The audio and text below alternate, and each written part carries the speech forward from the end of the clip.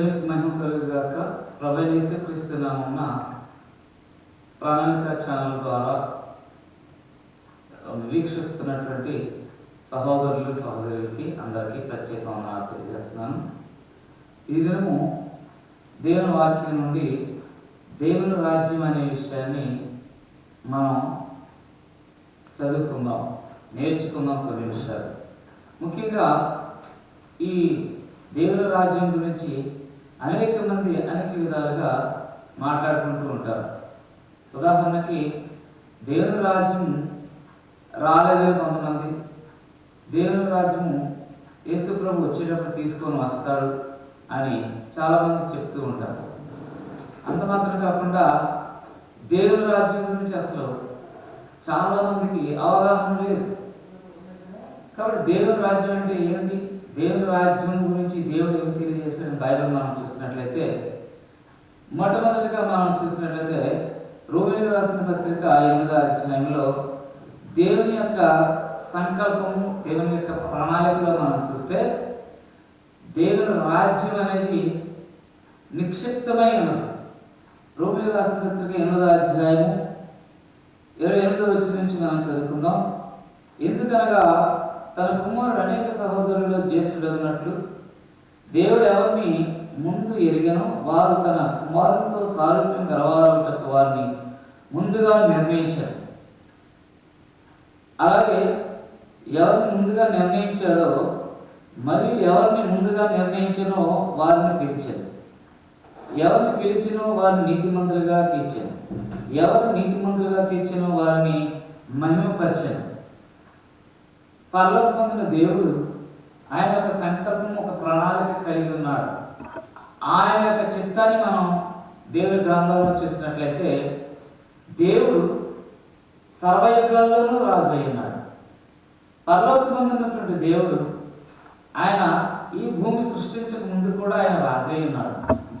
ఈ భూ ప్రపంచాన్ని, మానవాళిని ఆయన సృష్టించక ముందే ఆయన రాజుగా ఉన్నాడు, మహిమలో ఉన్నాడు. దేవుని వాక్యాన్ని మనం చూసినట్లయితే యెషయా గ్రంథం 6వ అధ్యాయం 1 నుంచి, యోబు గ్రంథం 1వ అధ్యాయం మనం చూసినట్లయితే, అలాగే తిమోతి పత్రిక 6వ అధ్యాయము, మొదటి పత్రిక 6వ అధ్యాయము 15వ వచనంలో చూసినట్లయితే ఆయన సకల యుగములలో రాజయ్యింది అని దేవుని గ్రంథం తెలియజేస్తుంది. పరలోకమున్న దేవుడు సకల యుగాల్లో కూడా ఆయన రాజయ్య ఉన్నాడు. మనుషులే లేనప్పుడే ఆయన రాజయ్య ఉన్నాడు. ఆయన అధికారం, ఆయన పరిపాలన పరలోకంలో ఉన్నది.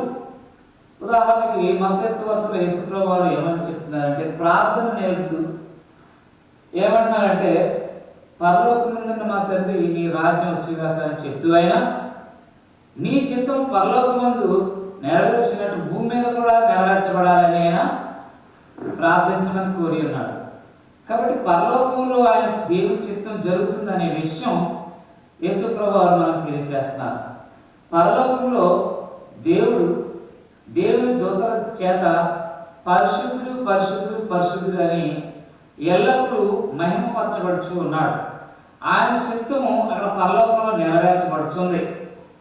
అలాగే యోబు గ్రంథంలో ఒక సందర్భం చూసినట్లయితే అక్కడ దేవదూతలందరూ, దేవుని కుమారులందరూ కూడా దేవుని సన్నిధికి వచ్చే సందర్భం మనం చూస్తాం. అక్కడ కూడా ఆయన సింహాసనాసీనుడై ఉండుట, దేవదూతలందరూ కూడా ఆయన కొనియాడే వారు అక్కడ రావడం అనేది జరిగింది. కాబట్టి మానవాళి లేనప్పుడు ఆయన పరిపాలన, ఆయన చిత్తం జరుగుతుందనే విషయాన్ని దేవుని గ్రంథంలో మనం చూస్తాం. దేవుని ప్రియులారా, ఇక్కడ ఏదేదో తోటలో పరలోకమందున్న దేవుడు మనుషులు సృష్టించిన సందర్భంలో ఏం చేశాడంటే, దేవుడు ఆ యొక్క ఆదాముతోనూ హవ్వతోనూ మాట్లాడడానికి వచ్చినారు. ఆయన యొక్క నిబంధన, ఆయన యొక్క చట్టము, ఆయన యొక్క చిత్తాన్ని వాళ్ళకి తెలియజేస్తున్నారు. ఈ తోట చెట్లలో ఫలాలు అన్నీ తినొచ్చు, కానీ మరి మంచి చెట్లను వివేచించే ఆ చెట్టు ఫలాలు తినకూడదు అని దేవుడు తెలియజేస్తున్నారు. కాబట్టి ఆయన చిత్తము మనుషులకు తెలియజేశాడు. అంటే ఆయన రాజ్యంలో ఆయన రాజుగా ఉన్నాడు, ఆయన చిత్తం నెరవేర్చబడుతూ ఉండడం అనేది ఆయన మరి చేస్తూ ఉన్నాడు. కాబట్టి ఆయన రాజ్యం మా ముందుకు సాగుతూ ఉంటే ఆయన చిత్తము, ఆయన యొక్క ఇష్టము, ఆయన యొక్క చట్టము ఎప్పుడు అమల్లోనే ఉంటుంది. కాబట్టి ఆయన యుగ యుగంలోనూ రాజు అయి ఉన్నాడని తిమోతి పత్రికలో చెప్పబడినట్లు మనం చూస్తున్నాం. అలాగే పరలోకమున్న దేవుడు నోవహు కాలంలోను, అబ్రహాము కాలంలోను, మోషే యుగంలోను ఇశ్రాయేలుతోనూ ఒక నిబంధన చేసుకుంటూ ఆయన చట్టాలను వివరిస్తూ ఆయన రాజుగా పరిపాలన చేశాడండి. ఆ విధంగా ప్రజలను నడిపించాడు. దేవుడు తన ప్రజలను కాచాడు. దేవుడు తన ప్రజలను పోషించాడు. తన ప్రజల్ని తన బాహుబలంతో నడిపించున్నాడు. మరి నోవాహును, అబ్రహామును, మోషేను, ఇశ్రాయేలును మనం చూసినట్లయితే వారందరూ కూడా ఆయన చట్టాన్ని అనుసరించి ఆయన పరిధిలోనే ప్రతి ఒక్కరూ ఆయన ఇష్టలుగా నడిచినట్లుగా మనం చూస్తాం. ఆయన యొక్క చిత్తాన్ని వారు నెరవేర్చినట్లుగా మనం చూస్తాం.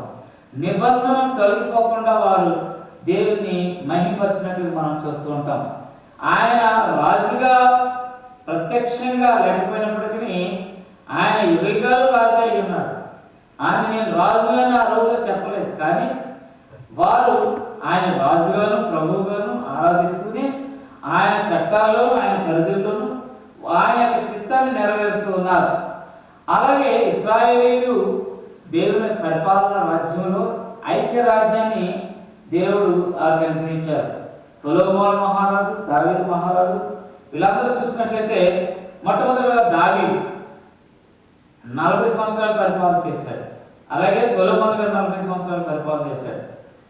ఈ విధంగా వాళ్ళకంటే ముందు సౌలు పరిపాలన చేశాడు. ఈ ముగ్గురు కూడా ఏం చేశారంటే దేవుని రాజ్యానికి ఈ లోక సంబంధమైన రాజులుగా ఉన్నారు. దీనికి ఒక కారణం ఉంది.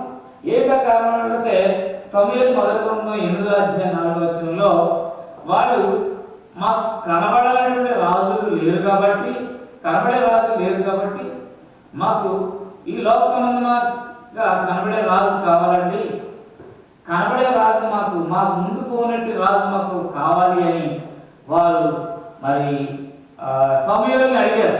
సమూయేలుని అడిగినప్పుడు ఆయన బాధపడుతూ దేవుని ప్రార్థించాడు. దేవుడు ఏమన్నారంటే, సమూయేలు నువ్వు బాధపడాల్సిన పని లేదు, కానీ ఈ ప్రజలు తమని అనకుండా నిన్ను విసర్జించలేదు, కానీ నన్నే విసర్జించినారు. కాబట్టి వాళ్ళకి రాజులు నియమించమని చెప్పాడు. కానీ అధికారం, ప్రభుత్వం, పరిపాలన అంతా కూడా దేవునిదైనది అని వారి యొక్క జీవితాల్లో మనం చూస్తూ ఉంటాం. అబ్రహాం, ఇస్సాకు, యాకోబులు ఏ విధంగా అయితే దేవునికి విధేయులుగా నడిచారో అలాగే దావీదు కూడా దేవునికి విధేయులుగా నడిచాడు. అలాగే సొలొమోను కూడా దేవునికి విధేయులుగా నడిచాడు. రాజ్యం యెహోవాదని వాళ్ళకి తెలుసు. ఆ విధంగా దేవునికి విధేయులుగా నడిచినారు. అలాగే మనం చూసినట్లయితే ఈ విధంగా మానవ రాజ్యాలు మరి మానవులుగా రాజ్యాలు నడుస్తూ యోషియా అనే భక్తుడు రాజ్య పరిపాలన చేశాడు రాజు. అప్పటి వరకు కూడా ఈ రాజ్యం జరుగుతూ ఉందండి. బబులోను చెరకు కొంతమంది ఇశ్రాయేలు అష్షూరు చెరకు వెళ్ళిపోయారు. అప్పుడు కూడా దేవుడు వాళ్ళు నడిపించినట్టుగా మనం బైబిల్ గ్రంథంలో చూస్తాం. దానియేలు గ్రంథంలో మనం చూస్తే 4:32 దేవుడు మనుషులందరినీ కూడా నడిపించేవాడు నేనే అని తెలుసుకునేటట్టుగా సర్వమానవాళికి రాజుని నేనే అని తెలుసుకోవాలని ఆయన అక్కడ తెలియజేస్తున్నారు. అలాగే మలాకి గ్రంథం వరకు మనం చూసినట్లయితే 4వ యేసుక్రీస్తు అనే మరి గొప్ప రాజు ఈ లోకంలో ప్రత్యక్షం కాబోతున్నాడు.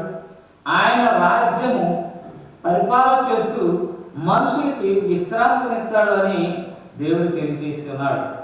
ఆ రాజు ఎవరో మనం చూసినట్లయితే ఈ లోకానికి ఆ దేవుని ప్రతినిధిగా రాబోయేటటువంటి దేవుని కుమారుడైన యేసుక్రీస్తు ప్రభువు. ఆయన గురించి మనం చూసినట్లయితే మత్తయి సువార్త 2:1 చూస్తే మరి అక్కడ ఉన్నటువంటి రోమా సామ్రాజ్యపు రాజులు, చక్రవర్తులు ఉన్నారు. ఆ రోజుల్లో యూదయ దేశంలో యేసుక్రీస్తు ప్రభువు పుట్టినప్పుడు అక్కడ కొంత గలిబిలి జరిగింది.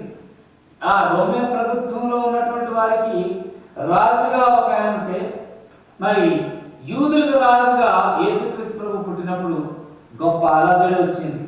నేను ఒక రాజు ఈ లోకంలో ఉండగా మళ్ళా ఇంకో రాజు ఎవరు అని కలవరపడ్డాడు హేరోదు రాజు.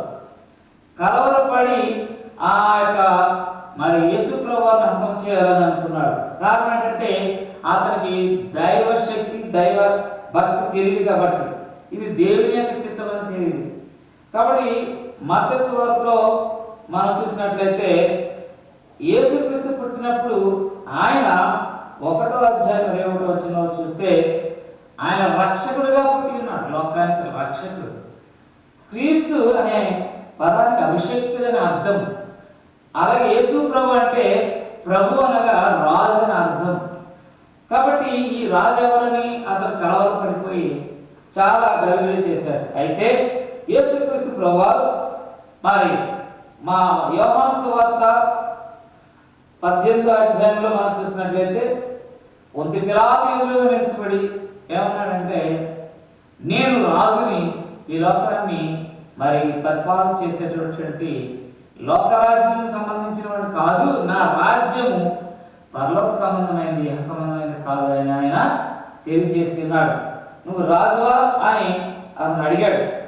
నేను రాజునే కానీ నా రాజ్యం ఈ లోక సంబంధమైనది కాదని ఆయన తెలియజేస్తున్నాడు. దేవుని ప్రజలారా ఆయన మనం చూసినట్లయితే దేవుని రాజ్యం గురించి మనం చూస్తే యేసుక్రీస్తు రాజ్యాన్ని స్థాపించడానికి లోకానికి వచ్చి ఉన్నాడు. ఆ రాజ్యము యుగయుగాల నుంచి ఉన్నది. అయితే ఆ రాజ్యాన్ని భూమి మీద ప్రతిష్ఠించడానికి పరలోకమందున్న దేవుడు ఒక చక్కటి విషయాన్ని మనకు తెలియజేశాడు. అదేంటన్నట్లయితే ప్రకటన గ్రంథంలో చూసినట్లయితే ఇదిగో దేవుని సన్నిధి మనుషులతో కూడా ఉంది, పెండ్లి కుమార్తె పరలోకము నుండి దిగి వస్తుంది అని తెలియజేసి ఉన్నాడు. ఆ పెండ్లి కుమార్తె ఎవరో కాదు, దేవుని యొక్క రాజ్యం అని ఆయన తెలియజేసి ఉన్నాడు. మార్కు సువార్తలోకి వచ్చినప్పుడు 9వ అధ్యాయం 1వ వచనంలో అంటాడు యేసుప్రభువు, దేవుని రాజ్యము మీ మధ్యలోనే ఉంది, ఇదిగో త్వరగా రాబోతుంది అని ఆయన తెలియజేస్తున్నాడు. దేవుని రాజ్యము సువార్తలో ఏం చెప్తుందంటే ఇది వేరేగా రాదు, మన మధ్యలోనే ఉంది, మీ మధ్యలోనే ఉంది అని ఆయన తెలియజేస్తున్నాడు. దేవుని రాజ్యం అంటే ఎక్కడో పరలోకం వెళ్ళిన తర్వాత ఉంటుందేమో అని చాలా మంది అనుకుంటూ ఉంటారు. దేవుని ఒక విషయం మనం చూసినట్లయితే ఈ లోకంలో ప్రతి ఒక్కరు కూడా మరి 1 కొరింథీ పత్రికలో 16వ అధ్యాయంలో మనం చూసినట్లయితే ఇవేళ తిందుము తాగుదుము సుఖించుదుము అనుకునేవారు ఈ రాజ్యం గురించి దేవుని గురించి ఆలోచించేది. రాజు ఉన్నారని లేకపోతే ఆయన రాజ్యం చేస్తున్నాడండి, ఆ రాజ్యంలో మనం ఉండాలని ఆలోచన ఏమీ రావు. అయితే ఈ రాజ్యం అనే సంగతి మనం ఎరగాలి, ఎందుకంటే సకల యుగాల్లో దేవుడు రాజు అయి ఉన్నాడు కాబట్టి. అలాగే యేసుక్రీస్తు ప్రభువారు ఏమంటున్నారంటే ఆయన ఈ లోకంలో నా రాజ్యాన్ని స్థాపించడానికి వస్తున్నా అన్నాడు. మత్తయి సువార్త మరి 16వ అధ్యాయం 18వ వచనం నుంచి చూసినట్లయితే ఈ బండ మీద నా సంఘం కట్టుదును, పరలోక రాజ్యములు దాని ఎదుట నిలవేయవు అన్నాడు. ఆయన తన సంఘాన్ని కడతానన్నాడు కానీ రాజ్యాలు నిలవేయవు అన్నాడు. దాని కారణం ఏంటంటే ఆయన రాజ్యమే సంఘం కాబట్టి ఆ సంఘం ఎదుట ఏ రాజ్యం కూడా నిలవలేదు అని ఆయన మనకు తెలియజేస్తూ ఉన్నాడు. అలాగే లూకాసు వార్త 23వ అధ్యాయం 42వ వచనం నుండి 43వ వచనం వరకు శిలువ మీద ఉన్నటువంటి దొంగతో యేసుప్రభువు ఏమన్నాడంటే నీవు నాతో పాటు పరదేశంలో ఉండు అన్నాడు. ఆ దొంగ అన్నాడు, ప్రభా నీవు వచ్చేటప్పుడు నీ రాజ్యంతో వచ్చేటప్పుడు నన్ను జ్ఞాపకం చేసుకో అన్నాడు. కాబట్టి యేసుక్రీస్తు ప్రభువారు ఈ లోకంలో ఆయన రాజ్యాన్ని స్థాపించడానికి వచ్చారు. అపోస్తల కార్యములు 1వ అధ్యాయం 6వ వచనంలో ఇశ్రాయేలీయులు అడుగుతారు, యూదులు అడుగుతున్నారు, ప్రభా ఇశ్రాయేలు మరలా రాజ్యం ఇస్తావా అన్నాడు. అంటే ఆయన ఏమన్నారంటే అదంతా దేవుని చిత్తం, కాలాలు సమయాలు దేవుని తన స్వాధీనంలో ఉంచుకొని ఉన్నాడు అన్నాడు. కాబట్టి ఆయన రాజ్యం ఎక్కడ ఉందో చెప్పడానికి ఆయన మర్మంగా అక్కడ ఆ విషయాన్ని తెలియజేసి ఉన్నారు. ఒక విషయం మనం ఈ పాఠంలో చివరిగా ఒక విషయం చెప్తున్నాను. 2వ పాఠంలో ఆ యొక్క దేవుని రాజ్యం యొక్క ప్రత్యక్షతను మనం చూద్దాం. అపోస్తల కార్యం 2వ అధ్యాయం 36వ వచనంలో మనం చూసినట్లయితే పేతురు ప్రసంగిస్తూ మీరు సిలువ వేసిన ఈ యేసునే దేవుడు ప్రభువుగాను క్రీస్తుగాను ప్రతిష్ఠించాను అన్నాడు. కారణం ఏంటంటే క్రీస్తుని రాజుగా దేవుడు ప్రతిష్ఠించాడు అనే విషయాన్ని తెలియజేశారు.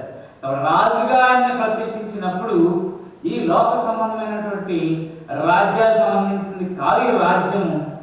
ఆయన పరలోక సంబంధమైన రాజ్యాన్ని స్థాపించడానికి ఈ లోకానికి వచ్చాడనే విషయాన్ని అపోస్తలుడైన పేతురు తన ప్రసంగంలో చెప్తున్నాడు. కాబట్టి ఆ రాజ్యము ప్రారంభం అనేది ఇప్పుడు మన రెండో పాఠంలో మనం చూసుకుందాం.